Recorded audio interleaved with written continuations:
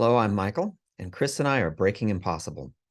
We recorded this video several weeks ago when both of us were invited to our Kung Fu teacher's 84th birthday party. There was a banquet, tournaments, and seminars. Unfortunately, neither of us were able to make it this year. We did go in 2019, however, and so this video is about our martial arts training and also about the event that we did go to back in 2019. First, I want to acknowledge my Aunt Sheila took me to my first karate lessons when I was 9 years old, so I have to start by saying thank you, Aunt Sheila.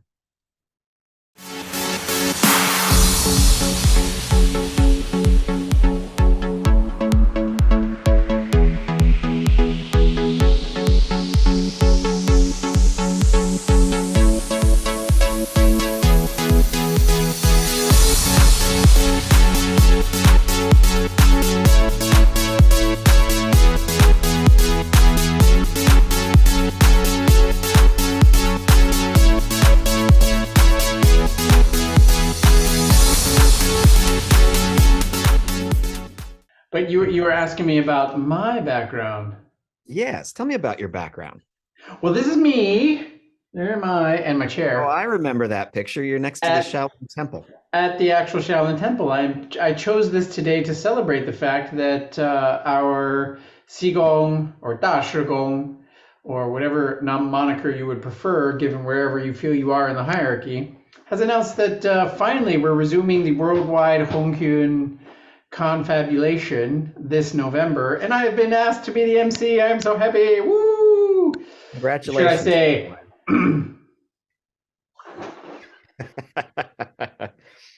Well, I knew you had been selected again, and I remember how well you did last time. I mean, you guys are all very kind. I don't know that I was doing particularly well or bad or whatever, but I can say I put all those years of tournament practice to work. From Russia, Sifu Gennady Petrovsky School.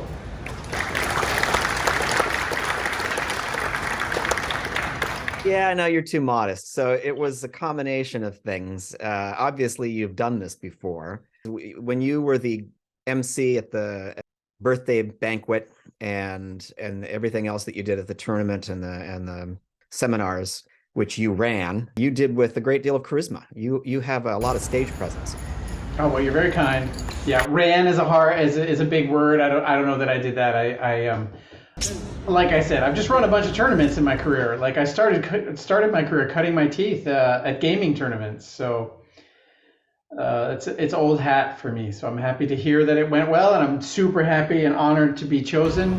In humility, but a humble brag, I will say it cracks me up because at my day job, at this secondary interest, super hobby, what cracks me up is you know quotes according to Johnson or something like that.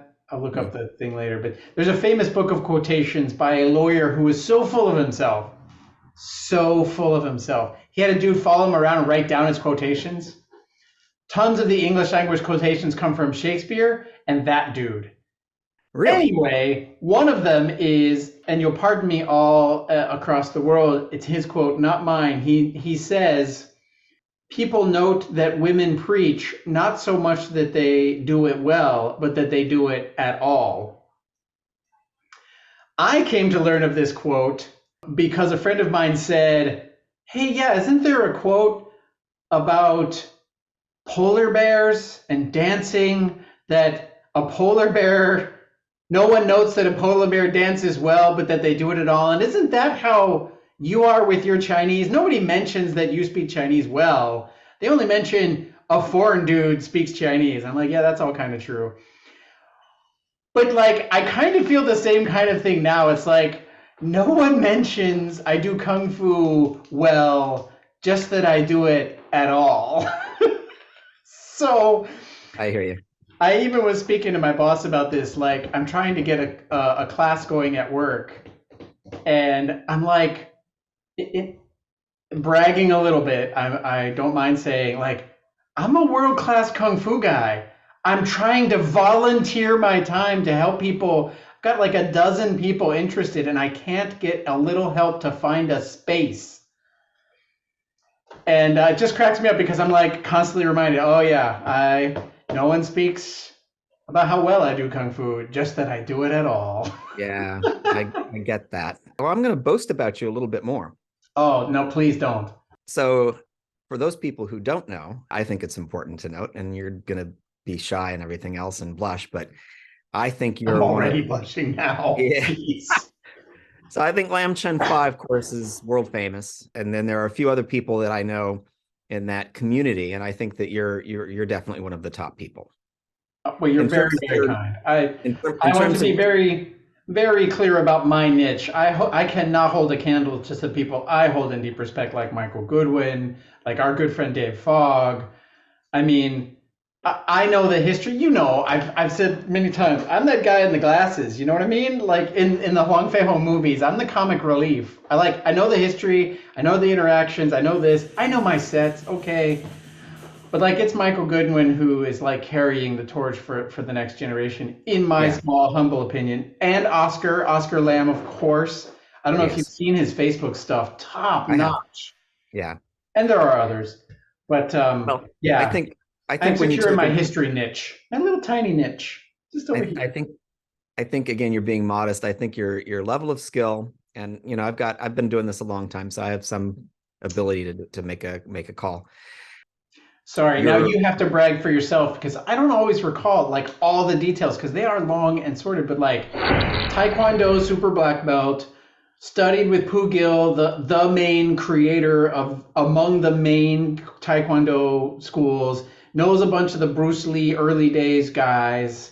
Like your history is not small either, man. Don't No, dodge. I've been doing it a long time, but I think that the phrase, what is it, master of none? Yeah, the journeyman quote. Jack But of all anyway, trades, jack of all that's it. trades, master of none. That's what it is. That's it. Jack of all trades, master of none. I've dabbled a bit off and on for many years, is all I'm going to admit to. But your knowledge of the well, first of all, your knowledge of the sets, your skill level, your knowledge of the history, and your place in the community, I think, are all very significant. Notwithstanding Mike Goodwin, who we should say has a school in San Francisco, Oscar, who is Lam Chun Fai's son, and I would assume heir apparent for the Lam family. But anyway, yeah, and your ability to read and write the Chinese language, and your degree and your experience with history and martial arts history, your knowledge of martial arts history is pretty extensive. Well, you're very kind to call it out, but as you said, I am now blushing deep, deep red. So, Yes, well, it's about time somebody made you blush. And then again, when you ran that, or let's just say when you were the leader of that tournament and the banquet and all the rest of it, you really, I don't want to take anything away from you, but you surprised me. I expected you to do well, but honestly, I was kind of like, who is this guy? I did not see it coming. The degree to which, let's just face it, most of us, I'll certainly speak for myself, public speaking is not usually our favorite thing, right? And I thought you had a command of it that was pretty impressive. again, you're very kind. I consider it just practiced. I mean, again, since you mentioned teaching and that public speaking and so forth, I mean, I've been a teacher, at universities with classes of hundreds of students, right? Mhm. Where, yeah, you just have to do that thing and perform in a way that people are paying attention so that they actually Right. get the information. That's the point. Well, you were able to hold the audience, and that's not an easy thing to do. Well, thank And you. I and appreciate again, it. And may this year go as well as that year because, it's never a sure thing. So here's hoping. well, I was talking to somebody else about this exact thing just the other day, and one of the reasons why I think it was especially impressive is because you were in Hong Kong, where I know you're a permanent resident. I know you lived there a year longer than you did in Taiwan, 9 years and 8 years respectively. Did I get that right in the right order? That's right. Nope, that's Those people there spoke English and Cantonese primarily, and you don't speak Cantonese, you speak Mandarin. And I'd say a lot of those people didn't speak much English. And you had people from all over the world there. It's an international tournament, and you still were able to keep their attention. And I think that's a difficult task, and you managed it well. So I'm done bragging on you now. well, thank you. I am deeply humbled and only hope I can perform as well in the future. Well, I'm looking forward to going. As you said, this is the first time since we went in November of 2019 that they've That's been able right. to hold this event. Yeah, 4 whole years. And yeah, and I should say that we both went back in November the following year to train for the Hong Kong Four Trails Ultra Challenge. And the Hong Kong Four Trails Ultra Challenge, of course, is one of the two major reasons why we visit Hong Kong.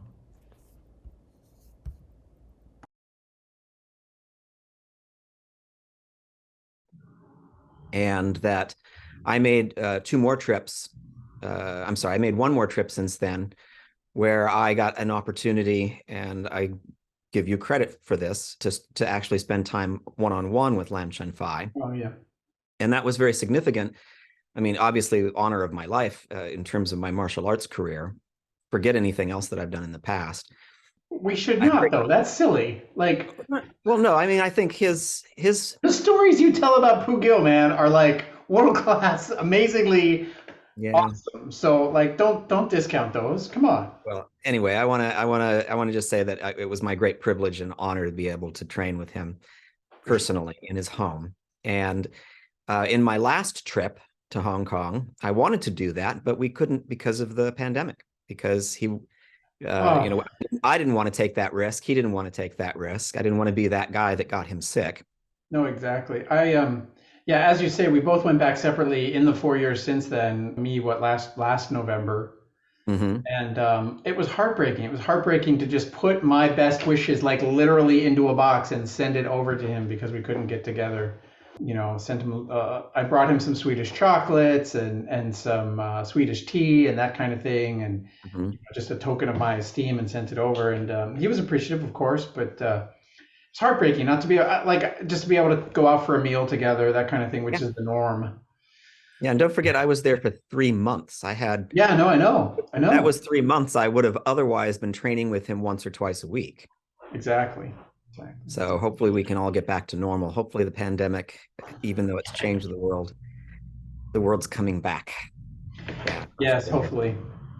Speaking of that sort of thing, like my big hope, and this is a hope at this point, I am in touch with Matthias Mm-hmm. here in Sweden. He's up in Umeå, Mm-hmm. which is a good 5-6 hour train journey from here. Mm-hmm. But I'm now putting it on the record that I deeply hope that he and I can get together and put together a demo. You know what? One of the things I look at is every time I look at the historicals, right? It's been Mm-hmm. 50 years since like team demos have been put together. What I mean is you look at the Lum Zhou birthday parties, which are the foundations for the Lum Chum Vai parties, and so on and so forth. And you see a few people. You see George and Ben doing some of the two-man sets. Anyway, mostly it's solo.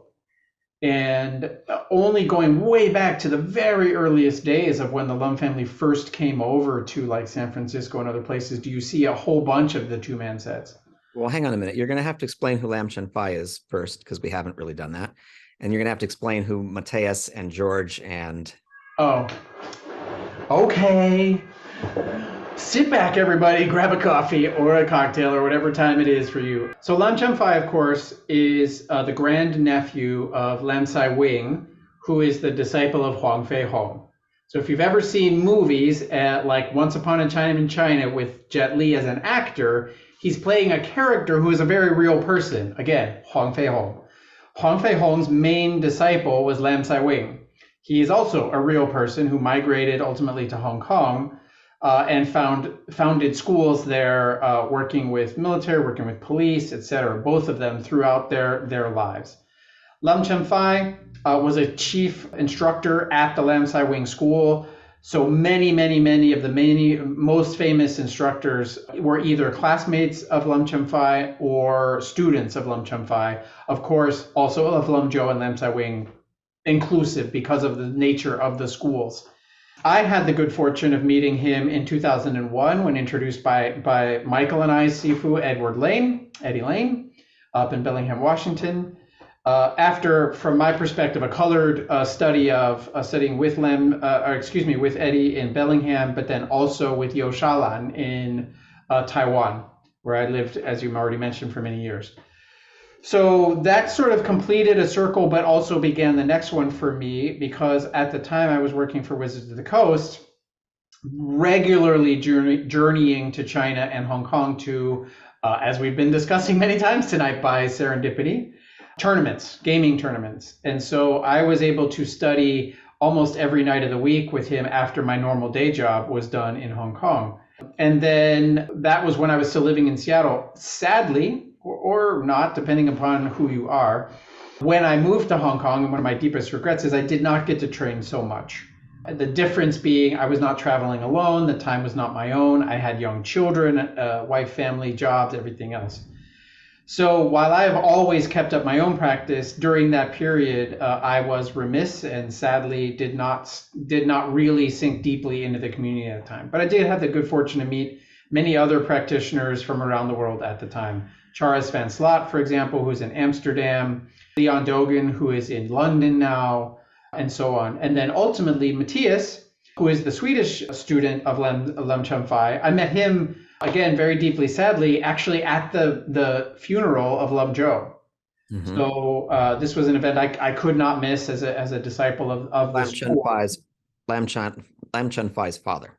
Yes. So I'm sorry. Lam Sai Wing, grand uncle, Lam Zhou, Lam Sai Wing, or Lam Chun Phai's father, and then Lam Chun Phai, then myself, of course, with Eddie Lane in the mix, just to be clear. And so, met him as well as a number of the other folks that I came to know over the years from the European school at that time, although I doubt they would remember me from that moment. So anyway, where were we going with all this? So then we met again in 2019 at that big event and everything, Matthias and I, that is. And Matthias actually also has a hand in technology, and so we were winding up doing some of the scoring together and talking about how to communicate better together, et cetera, and so on. So ultimately, several years later, flash forward to 2021, when I moved to Sweden, we are trying to stay in contact and get together. Of course, as I've mentioned already, he's up in Umeå, which is quite some distance from here. So it's not like just getting together in the afternoon or something. Mm-hmm. But now I really, really dearly, sincerely hope this spurs us to get together and do some two-man sets as a demo, because I'm sure you'll recall in 2019, I don't think there was a single other two-man set performed. No. All of them were solo sets. Yes.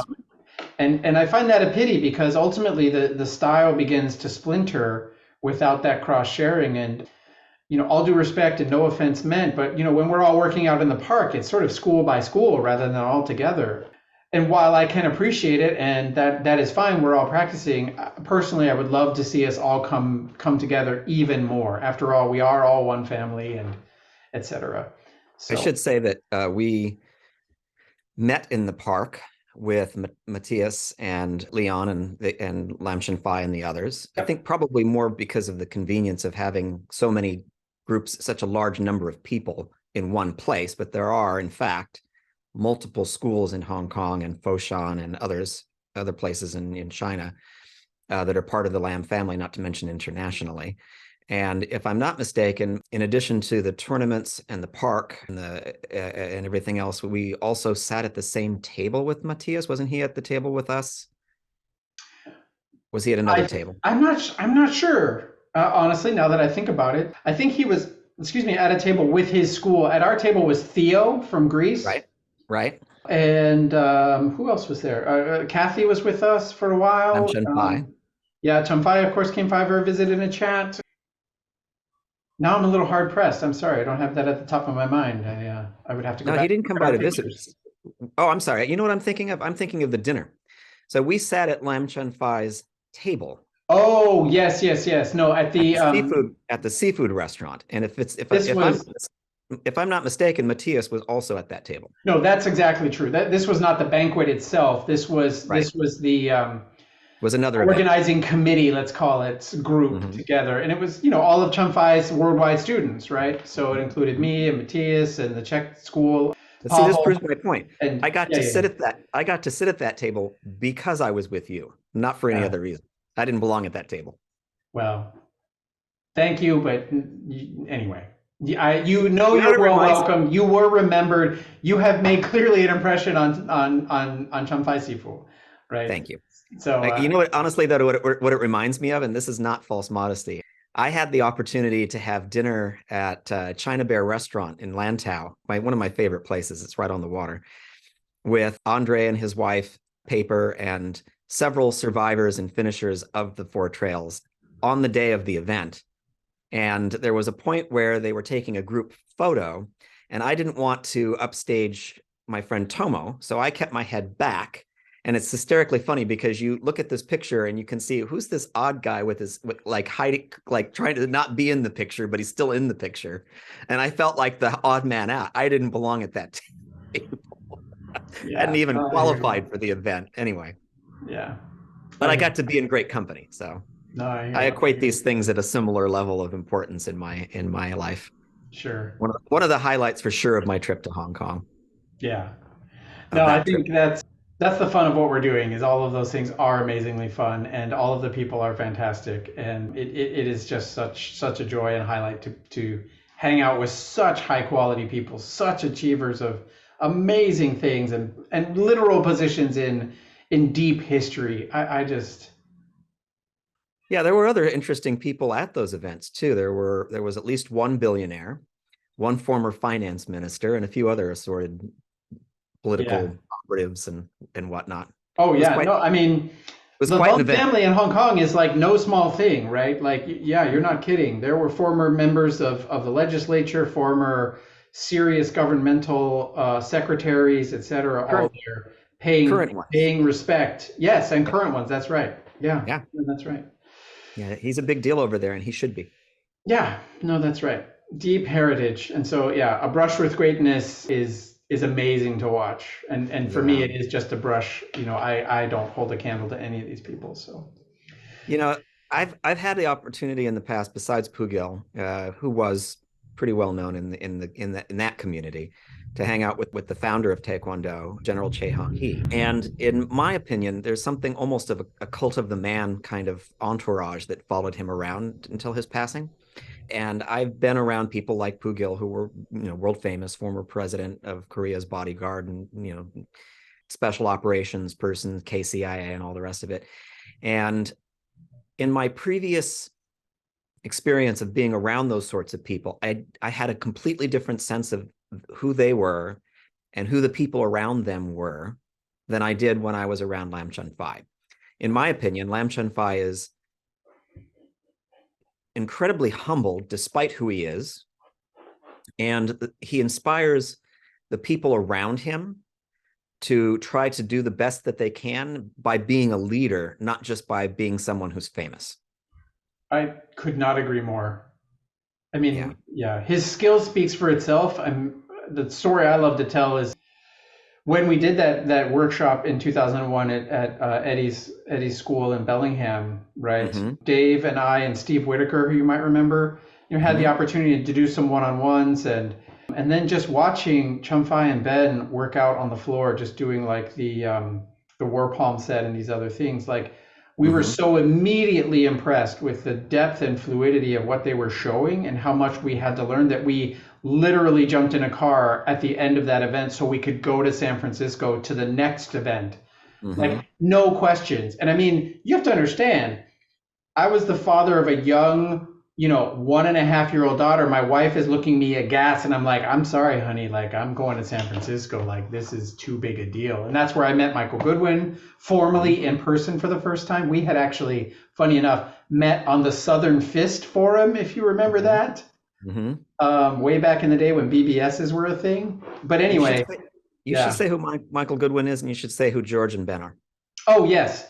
So Michael Goodwin, of course, is also a super long-time student of the Lum family, studying with Lum Chun Sing instead of Lum Chun Fai. So he is our uncle in many ways. Had studied in San Francisco and has impressed me with just his fluency in Cantonese and ability to read and write Chinese. His interest in the depth of Hong Kong as itself, but also in its place in the martial art community, old and new. So is not only teaching people the formal Hong Kong way, but also how to fight, how to perform in MMA. Works with lots of fighters across the spectrum in San bodyguard to celebrities. And then, yes, and then puts it to practical work. So, like, seeing his photos with like Harrison Ford and others is always like, oh Yeah. yeah, Mhm. he's serious. Like, this is serious stuff. And of course, as you say, like, he's a humble guy himself and is really just dedicated to the art. And you can see it anytime he comes. We've invited him up to the Pacific Northwest to hold events, for example, and his dedication to just try to get the information to the students is the same vein that you will see throughout the Lum family stuff. So I've been training with Michael Goodwin virtually recently, and sometimes our training turns into conversation, and it's amazing the depth of knowledge that he has. I oh know he lived man, there for a long time. I know he speaks the language, but still, it's mind blowing how much he knows. yeah, this is you know, I often joke like if I won the lottery, like what would I do? And it'd be like I'd sit Michael down and I'd just like pay for every second of his time to just listen and then collate it all into Hmm. a work, you know, Well, a you, book, a video, an app, a something, because like the depth of that knowledge is just endless. yeah, he trained with Lum Zhou and Lam Chun Pai and Lam Chun Sing and Lam Chun Chung, and not to mention very many very famous Jeet Kune Do people and Kaju Kembo people throughout the United States. He's an interesting fellow. Yeah, super, super awesome. So then Ben Hunter and George Kikes are also longtime students of Lum Chum Phai. They had studied, I wouldn't dare to say when exactly they started studying, but having come out of, if memory serves, and forgive me in advance, out of the Buxham Com schools, got introduced to the Hong Kong group. Yeah, but also they both trained for quite some time with YC Wong. in San Francisco, Chinese instructor who trained with Lum Zhou. Yeah. In any case, Ben and George came to that first workshop. That's where we met them that first time up in again in Bellingham, Hmm. and then immediately ran down to San Francisco, where Ben and George both live, and so had some more opportunities to train and then to hang out with them a little bit socially. Have lost touch through the years, of course, but what impresses me, of course, is again that same vein of humility and dedication to passing along the knowledge and the length and depth and breadth. I think it was Michael Goodwin who shared around a bunch of like old, again, 80s like Kung Fu magazine articles and stuff. And there you can see or excuse me, George and Chamfai doing sets Hmm. and promoting the thing Two-man way sets. back then. Yeah. So yeah. Anyway, amazing stuff. And boy, are we like latched on. Boy, my little background, I didn't think it was going to go the whole session, but boy, it's Well, honestly, I thought we were going to talk about something else today, but once I knew that you had gotten that invitation to be to lead the banquet and tournaments and all the rest in Hong Kong, I figured we'd need to be talking about that. I mean, yeah, thanks. It's a big deal. I'm super excited. So we'll see what happens. So remember to go outside, do hard things, and keep moving forward. And as my friend Chris would say, we'll see you out there.